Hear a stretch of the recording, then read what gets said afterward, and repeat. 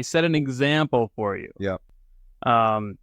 In a culture where respecting your elders was a very big deal. Yeah. Like Nephi was speaking out, like he was calling them out on their sinful attitudes, and they were not happy about that. And this is what we were alluding to earlier, where you start to see the separation, right?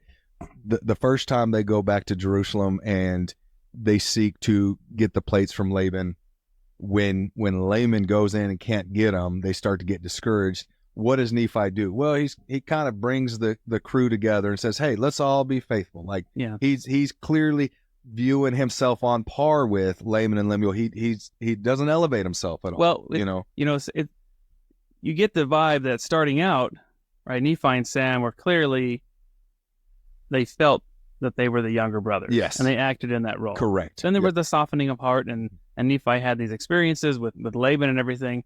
And he's transitioned more into kind of a peer, with Laman and Lemuel, right? And that's what we see when he's always persuading them, no, let's go back and try again to get the plates. Yep. Right. He's on a level now where he's talking things. He understands he has an equal voice that needs to be listened to. But here's the first time where we really start to see him taking leadership. Yes, authority. He speaks from authority. In fact, he says in verse 9, "How is it that ye have not hearkened unto the word of the Lord, that ye have forgotten that ye have seen an angel of the Lord?" So he's clearly saying, I have not forgotten these things.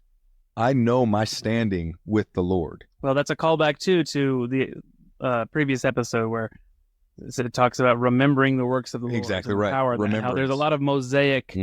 There's a lot of Mosaic principles there.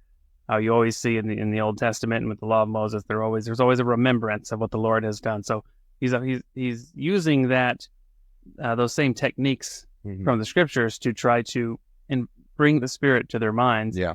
And I mean, he's acting in the role of the older brother. Yep. He's acting as the leader, as the firstborn. He's already acting as though he has that birthright. Well, and a good piece of clarity here too is he is speaking from authority. Thank you for watching. If you found this content spiritually enlightening, please like, comment, and subscribe. Like the gospel, these little things make all the difference, and it helps the algorithm push out better content for everyone to enjoy on YouTube.